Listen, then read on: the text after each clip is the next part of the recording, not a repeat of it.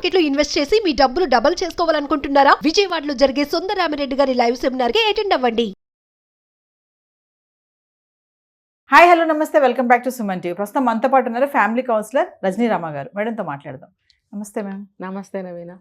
మేము కొంతమంది భార్యలు ఉంటారు, ఎలా అంటే నేను కూడా చూశాను కొంతమందిని. ఎలా అంటే నాకు నగలతే చీరలతే నేను అడిగిందల్లా తీసుకురా, ఇంట్లో కావాల్సిన అన్ని తీసుకురా అంటారు తప్ప అతన్ని పట్టించుకోరు. ఇంకా అన్ని విషయాలు కూడా దూరం పెడతా ఉంటారు. అది ఇంక ఏ విషయం అయినా సరే తను ఏం చేస్తున్నాడో కూడా అవసరం ఉండదు తనకి. అవును, ఎంతసేపు తనకు కావాల్సింది తను ఏర్పరచాలి అంతే. భర్త అంటే ఇంక అంతే. అవును, ఇలాంటి వాళ్ళు ఉన్నారు కదా, అన్ని కాలాల్లోనూ ఉన్నారు. అంటే ఒకసారి అలాంటి వాళ్ళ గురించి మాట్లాడుకుందాం మేడం. అంటే అక్కడ హస్బెండ్ పరిస్థితి ఏంటి, మరి ఆ భర్త పరిస్థితి ఏంటి? అంటే మీరు పరిస్థితి అని అడుగుతున్నారు, ఎందుకు అని అడగట్లేదు. అలా అడిగినన్ని అలా ఎందుకు తయారయ్యారనా, ఎందుకు కొంటున్నాడు, ఎందుకు ఒప్పుకుంటున్నాడు అని మీరు అడగలేదు. వేయాల్సిన ప్రశ్న అది. అతను ఏం చేస్తే నాకెందుకు అని ఆవిడ అనుకుంటుంది. మీరు ఆవిడ వర్షను. అవును, అడగడం ఆవిడ వర్షను. తీర్చేస్తున్నాడు కదా, ఇతను ఎక్కడి నుంచి తెస్తాడో నాకు అనవసరం అనుకోవడం కూడా ఆవిడ వర్షనే. అవును, ఎందుకు చేస్తున్నాడు అనేది అతని వైపు నుంచి రావాలి. అది కావాలి మనకి. ఇప్పుడు ఆడవాళ్ళకి చీరలు నగలంటే అబ్బో, ఏ కేటగిరీ వాళ్ళకైనా ఏ వయసు వాళ్ళకైనా 100 ఉన్నా సరే 101వది చూస్తే అబ్బో అది కూడా కావాలనిపిస్తుంది. మరి అన్ని అందాలు ఆడవాళ్ళకే కదా పెట్టారు కదా, రూపం భగవంతుడు ఇచ్చింది. ఇలాంటివన్నీ పెట్టుకుంటే ఇంకా ఇంకా బాగా అందంగా కనిపిస్తారు కదా. ఒక మంచి బట్టలు కట్టుకుంటే, ఒక మంచి నగ పెట్టుకుంటే ఎంత అందంగా ఉంటారు ఆడవాళ్ళు కదా. వాళ్ళు ఎలా అన్నా ఉండనివ్వండి, ఇవి పెట్టడం వల్ల ఇంకొంచెం అందంగా మంచిగా కనిపిస్తారు. సో దానికోసం అన్నీ అడుగుతారు. ఇంకొకటి ఏంటంటే అందరిలోకి నేనే బాగా కనిపించాలి, నేను అందంగా లేనని తెలుసు నాకు, కానీ నేనే బాగా కనిపించాలి. ఎందుకు ఇవి వేసుకుంటే బాగా కనిపిస్తాను అన్న ఆలోచనలో ప్రలోభంలో ఉంటారు. కాబట్టి ఇవన్నీ వేసుకుంటే ఇంకా బాగా కనిపిస్తాం కదా అనేది ఈ ఆలోచనలన్నీ ఉంటాయన్నమాట. కాకపోతే భర్త ఎక్కడి నుంచి తీసుకొస్తాడనే ఆలోచన డామినేట్ చేస్తుంది వీళ్ళకి. అంటే డౌన్ అయిపోతుంది అనమాట, వాళ్ళ కోరిక డామినేట్ చేస్తుంది. ఎందుకంటే నేను నాకు ఇంకా బాగా కనిపించాలి, నాకు నా సర్కిల్లో నేను డౌన్ అవుతున్నాను, వాళ్ళందరూ మంచిగా కొనుక్కుంటున్నారు, నేను కూడా ఏదో రోజుకి కొనుక్కోవాలనుకుంటున్నాను. కాబట్టి భర్తని ప్రెషర్ పెడతాం. సాధ్యమైనంత తొందరలో నేను కూడా వాళ్ళకి రీచ్ అవ్వాలి. నువ్వేం చేస్తావో నాకు తెలియదు. అతను పాపం అతనుకున్న సోర్సెస్లో ఏవో కొంటూ ఉంటాడు. కానీ చూడండి, మోడల్స్ కానీ వాటి రేట్లు కానీ బాగా పెరిగిపోతున్నాయి. అలాంటప్పుడు కూడా వీళ్ళ కోరికలు ఆగవు. చూడండి, చీరలు అయితే కొంచెం తక్కువ రేట్లో బాగానే దొరుకుతున్నాయి రకరకాలు. ఇప్పుడు చాలామంది చీరలు, నేను మళ్ళీ చీరల్లోకి ఎందుకు వెళ్తున్నానంటే చూడండి, చీరలు మీరు ఒక 50,000 రూపాయల చీర ఉంది, 1,00,000 రూపాయలది ఉంది, తర్వాత 500ది ఉంది, 200ది ఉంది. మీరు చూడండి, 200 రూపాయల చీర అయినా 500 రూపాయల చీర అయినా కొన్ని చాలా బాగుంటాయి. మీరు 1,00,000 రూపాయలు పెట్టి కొన్న అందులో ఆ లుక్, అఫ్కోర్స్ అందులో గోల్డ్ సిల్వర్ ఉంటుంది అనుకోండి, అలా కంపేర్ చేయట్లేదు, అది రిచ్నెస్కి వస్తుంది. అట్రాక్షన్ అనేది నేను చెప్తున్నాను. ఇది క్లాతే కానీ డిజైనే కానీ కొన్ని తక్కువ రేట్లో కూడా బాగుంటాయి. కొంతమంది ఏం చేస్తారు, అంత రేటు పెట్టి కొనాల్సిందే, నా సర్కిల్లో నాకు గ్రేట్నెస్ తగ్గిపోతుంది. కానీ అందానికి ప్రాధాన్యం ఇచ్చేవాళ్ళు తక్కువలో అయినా సరే మంచి డిజైన్స్ ఒక 10 చీరలు పెట్టుకోవాలని ఆలోచించేవాళ్ళు ఉంటారు. కానీ ఎక్కువగా ఏంటంటే రిచ్నెస్కి ఎక్కువ పెద్దపీట వేస్తారు. అలా వేయకండి దయచేసి. ఎందుకంటే మంచి చీరలు తక్కువ రేట్ అయినా రిచ్నెస్ కనిపిస్తుంది. లక్షలు పెట్టి గోల్డ్ సిల్వర్ ఉన్న చీరలు కొనుక్కోవాల్సిన అవసరం ఏమీ లేదు. వాళ్ళు ఏంటంటే ఇందాక నేను చెప్పినట్టు బాగా డబ్బు ఉంది, దాన్ని ఏం చేయాలో తెలియని వాళ్ళు ఇలా కొనుక్కుంటారు.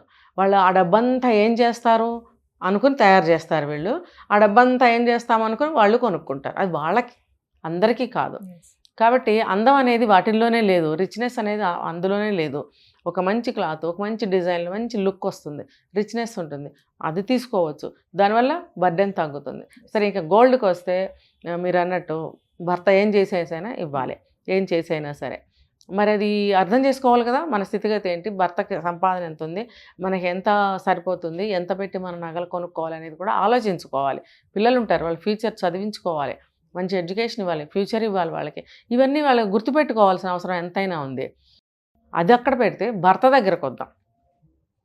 భర్త ఏం చేస్తాడు, అతి ప్రేమతోటి సరే ఈమెకి అడిగిందల్లా కొనిస్తూ ఉంటాడు. సరే, కొంచెం సంపాదన పరుడు అనుకుందాం. సంపాదన పరుడైనప్పుడు భార్య అడిగిందల్లా కొనిస్తుంటాడు. ఈవిడ అలవాటు పడుతుంది. తప్పెవరిది? భర్తది. భర్తది. చూడండి, నేను ఒక వీడియోలో చెప్పాను, ఎంత కోటీశ్వర్లైనా సరే ఏదో ఒక రోజున డబ్బుకి ఇబ్బంది పడే రోజు వస్తుంది, రావచ్చు, వచ్చే ఛాన్సెస్ ఉంటాయి.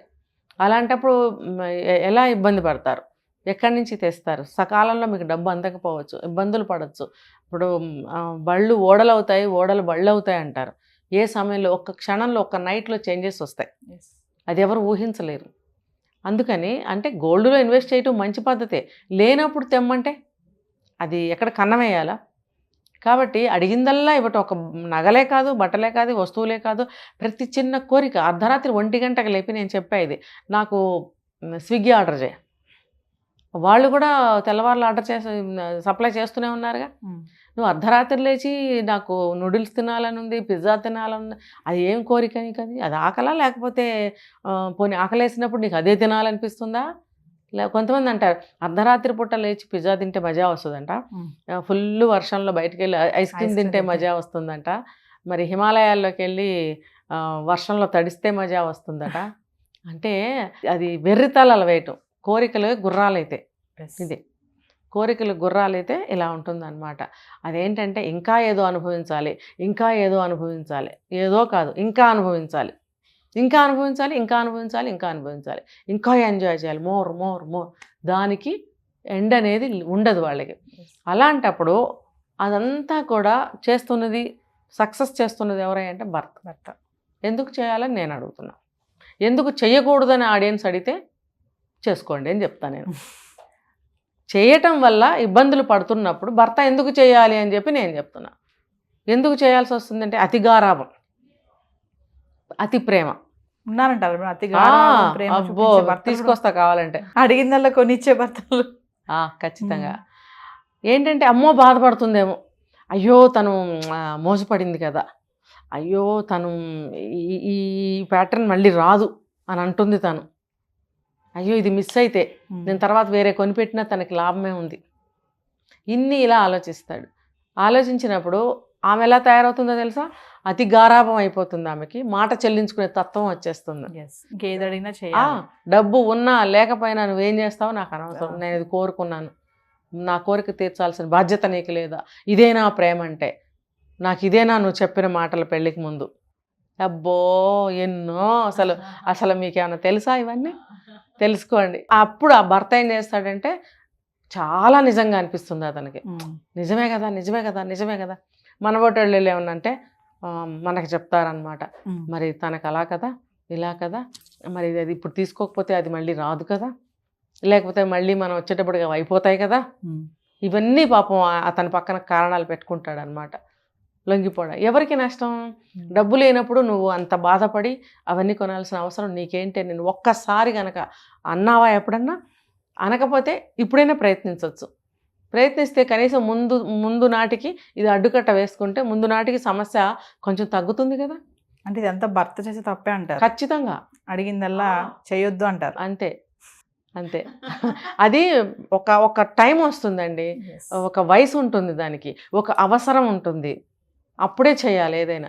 ఉట్టుట్టిగా నీకు 25 ఏళ్ళు లేవు, నీకు ఇన్ని కోరికలు నీకు ఉన్నప్పుడు, ఆ అబ్బాయి అన్ని కోరికలు తీరుస్తున్నప్పుడు అది ఎటుపోతుంది వాళ్ళ సంసారం? కొద్ది రోజులకి ఇంకా లెక్క ఉండదండి. ఈ బంగారం ఒకటే కాదు, మీరు బంగారం గురించి అడిగారు, దీని రిఫ్రిగరేషన్స్ చెప్తా చూడండి. బ్రహ్మాండమైన రిచ్ చీరలు నువ్వు కొంటావు, నగలు కొనుక్కుంటావు, పెట్టుకుంటావు, అప్పుడు ఏం చేయాలనిపిస్తుంది? ఎక్కడికైనా వెళ్ళాలనిపిస్తుంది, ఎక్స్పోజ్ చేసుకోవాలనిపిస్తుంది. ఎక్కడికి వెళ్తావు? అంత రిచ్నెస్గా, అంత రిచ్గా నువ్వు ఎక్కడికి వెళ్తావు? దానికి తగ్గ ప్లేస్కి వెళ్తావు. అప్పుడేమవుతుంది? ఆలోచనలు మారుతాయి కూడా. 100 అందాలు కనపడతాయి, 100 ఆర్టిఫిషియల్ నవ్వులు కనపడతాయి, 100 మోజుపడే కళ్ళు కనపడతాయి నీకు. నీ భర్త కనపడాడు. అప్పుడు ఇంటికి రాగానే నీకేమనిపిస్తుంది తెలుసా? ఇల్లు డిమ్ముగా, చల్లారిపోయిన ఫుడ్డు, అక్కడ చూస్తే పొగలు కక్కే ఫుడ్ తినొస్తావు, ఇక్కడ ఇంటికి వస్తే ఇవి. భర్త నీ కోసం ఎదురు చూస్తూ ఉంటాడు ప్రేమతోటి. ఆ చల్లారిపోయిన అన్నమే పాపం వడ్డించి తిందాం అనే భర్తలు ఉన్నారు. ఇంకా దేశం, ప్రపంచం, సమాజం చచ్చిపోలే, పూర్తిగా ఉన్నారు. ఒరిజినాలిటీ అక్కడక్కడ ఉంది కాబట్టే ఇంకా మళ్ళాంటి వాళ్ళం ఇలా టీవీల ముందు కూర్చొని కొట్టుకుంటున్నాం. అదనమాట. అయితే అప్పుడు ఏమనిపిస్తుంది సార్, ఏంటి పాతకాలం మనిషి ఇంకా అలాంటి ఫుడ్ తినమంటాడు అని. అది పైకి అనలేక ఫస్ట్ స్టేజ్లో నువ్వు తినేసి, నాకు అక్కడ తినేసి వచ్చాను అంటే సపరేషన్ వచ్చేస్తుంది అక్కడ. ఆ సపరేషన్ ఎటు దారి తీస్తుంది తెలుసు అందరికీ. అంటే అబ్బా తెగ చెప్తుంది ఈవిడ, ఎన్ని జరుగుతాయి నిజంగా అంటే ఖచ్చితంగా జరిగాయి. మనం వీడియో కూడా చేసాం, అతిగా ఆరం చేస్తే కూడా చాలా తిప్పలు. లేరా జనాల్లో ఇలాంటి వాళ్ళు లేరా? బోల్డ్ మంది ఉన్నారు. అంటే నిజమైన ప్రేమలు ఇవ్వన్నారు కదా అంటే ఒక బాండ్లో వస్తుంది అది. నేను ఇది కూడా చెప్తున్నా, కొంతకాలం బాండ్లో వస్తుంది. సెకండ్ అది మోజు అవ్వచ్చుగా. ప్రేమని ఎందుకు చెప్పుకోవాలి? మోజు. ఇప్పుడు తల్లి నగలు, భార్య నగలు, తరతరాలుగా వస్తున్న నగలన్నీ తీసుకెళ్ళి ఉంచుకున్న దానికి ఎందుకు ఇస్తున్నాడు? మోజు. ఇది కూడా భార్య అంటే మోజు కావచ్చు కదా, ఇష్టం కావచ్చు కదా, ఏమైనా చేయడానికి సిద్ధపడవచ్చు కదా. ఉంచుకున్న దానికి నగలన్నీ ఎందుకు ఇస్తున్నాడు? మోజు, ఇష్టం కదా. అలాగే నువ్వు ఇక్కడ కూడా ఇష్టంతో, మోజుతోటి భార్య అడిగినవన్నీ కొనిపెడుతున్నావు కదా. అది మరి ఆలోచించుకోవాలి. చివరికి ఇది ఎటు దారి తీస్తుంది అంటే నేను చెప్పింది అదే దారి తీస్తుంది. చాలా నేను మెల్లగా చాలా శాంతంగా చెప్పాను అనుకుంటున్నా. ఇవి నేను ఇంకో రకంగా చెప్పాలంటే అది వేరే లెవెల్లో ఉంటుంది. అర్థమవుతుంది మేడం అది as a public speaker. Thank you ma'am. Ya hi. మొట్టమొదటిసారిగా మన విజయవాడలో క్లాస్ రూమ్ ట్రైనింగ్ అండి, 1 డే క్లాస్ రూమ్ ఎన్విరాన్మెంట్లో ఆఫ్లైన్ వెబినార్ జరగబోతుంది. అండ్ ఇంట్రెస్ట్ ఉన్న పార్టిసిపెంట్స్ ఈ కింద స్కూల్ అవుతున్న నెంబర్కి రింగ్ చేసుకొని సీట్ బుక్ చేసుకోండి. దీంట్లో ETFs, index funds and mutual funds మీద completely and hand holding experience మీకు ప్రొవైడ్ చేయబడుతుంది. దీని ద్వారా ఏంటంటే మనం ఎసెట్స్ని స్టాక్ మార్కెట్లో ఎలా మేనేజ్ చేసుకోవాలి, ఎలా గ్రో చేసుకోవాలి, ఎలా ప్రొడక్ట్ చేసుకోవాలో అంటే ప్రాక్టికల్గా నేర్చుకుంటారు. అండ్ మీ ఇప్పటి వరకు మనం ఆన్లైన్లోనే మీరు అటెండ్ అవుతున్నారు. ఇక నుంచి మీరు మన విజయవాడ సిటీలోనే అండ్ లైవ్లో క్లాస్ రూమ్ ఎన్విరాన్మెంట్లోనే నేర్చుకునే ఛాన్స్ దొరుకుతుంది. కాబట్టి ఇంట్రెస్ట్ ఉన్న పార్టిసిపెంట్స్ కింద స్క్రోల్ అవుతున్న నెంబర్కి పింగ్ చేసి సీటు రిజర్వ్ చేసుకోండి. Thank you.